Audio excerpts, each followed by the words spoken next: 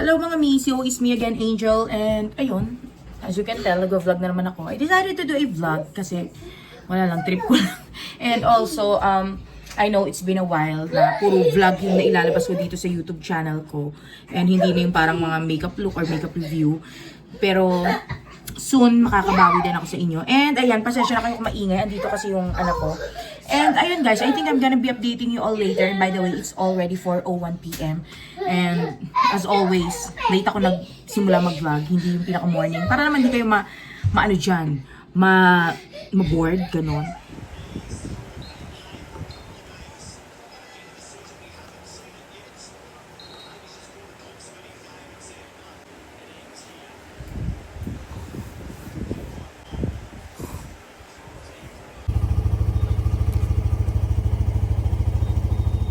Okay guys, so right now I'm waiting to my husband kasi pupunta na kami dun sa kapihan na gusto namin. And may mga imimit kaming tipo.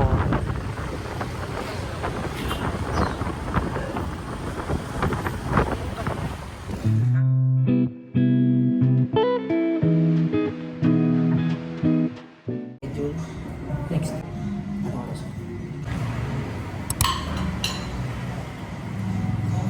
So guys, we are home. Actually, it's been almost 2 hours since we got home. And it's already 10:30 or 10:40 PM right now. And yeah, as you can tell, I already removed my makeup. And I actually took a shower. Just a half bath, you know. Kasi minsan pag madalas naliligo ako, pero ngayon half bath lang. And then, ayun, I already did my skincare. And nakita niyo naman yung mga ganap today, diba? And I'm not sure if I can do an early vlog tomorrow because malamang sa malamang magiging fast ang morning namin bukas kasi we need to go to church at 9 AM. And for us, 9 AM is very early since nung nawalan kami ng kasambahay, every Monday to Friday, maaga kami nagigising. And then, Friday night, doon lang kami bumabawi ng tulog hanggang Sunday. Hindi, actually, hanggang Sunday ng gabi. Yan. So, ganun ang setup namin. And, ayun. Bukas, kailangan namin maaga magising. And I'm not sure nga kung makakapag-vlog ako. Kasi nga, syempre, kailangan namin mag-asikaso ng mabilis. You know what I mean? Kasi nga, marami pa kaming gagawin dito din. And actually, tomorrow pala, magpapalinis ako ng bahay. Kasi Monday to Friday, ako naglilinis. Actually, ngayon, Friday, hindi na ako naglinis ng bahay. Okay, hindi na ako pinaglinis ng asawa ko kasi nga naman daw, bukas magpapalinis naman kami. So, sabi niya, you know what ma, hindi na tayo wag ka na maglinis, gano'n. So, ayun, bukas may maglilinis dito sa bahay. And sakto, dahil doon naman kami sa church, walang tao. So, magiging maayos and mabilis lang yung paglilinis. And, yeah, I think yun lang muna. Kasi naghahang na rin ako, pagod na rin ako. So, ayun, I'm gonna be updating you all tomorrow. Okay guys, so we are now going to church. Punta na kami. And, yeah, I'm gonna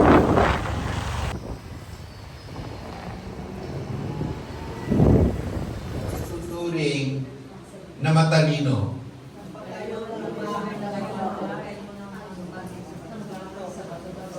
Sa bato, matalino.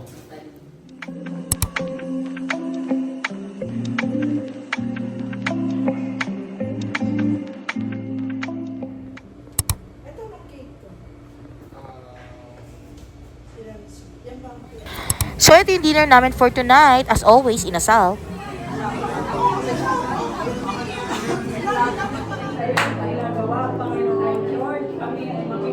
Ibigay po natin sa iba. Tutulungan po natin ang iba.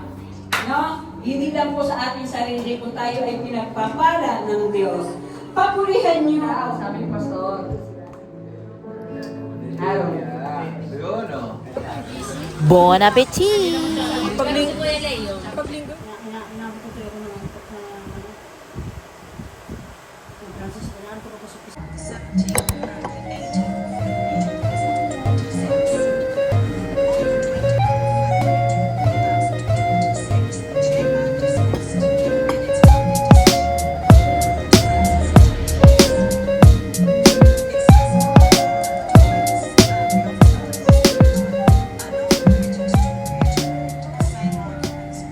Guys, this is going to be my dinner. So this is from One Loco Ihaw Ihaw.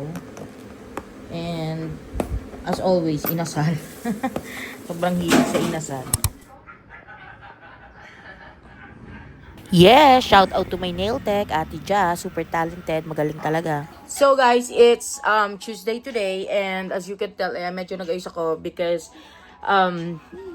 kakatapos lang ng meeting namin, ayun. And yeah, and by the way guys, nagkakaroon ako ng kati-kati na naman, ayan oh. Nagkakaroon ako ng kati-kati, yung dito ko nga nangitim na naman oh. Dahil sa pagkakamot ko. And ayan, pasensya na kayo sa ingay kasi ayan oh. Okay, happy na naman siya talaga. Happy lang siya. Pero yun, I think I'm gonna be updating you all tomorrow. Okay guys, so right now I'm done working and as you can tell, ayan, nagbabantay naman ako sa baby ko and pasensya na kayo guys, please don't mind the setup kasi nasira yung cabinet. So mga mi, I'm currently working, ayan, hindi ko na masyado papakita yung screen ko. Pero I'm gonna be updating you all later. Hello guys, so we are here in Kuya Bu's place and as always, we ordered inasal. Panginoon, na ang bawat isa sa atin ay talagang Broken families. Maaring iiba sa atin dito ay biktima ng broken families. At hindi po madali kapag ang isang tao ay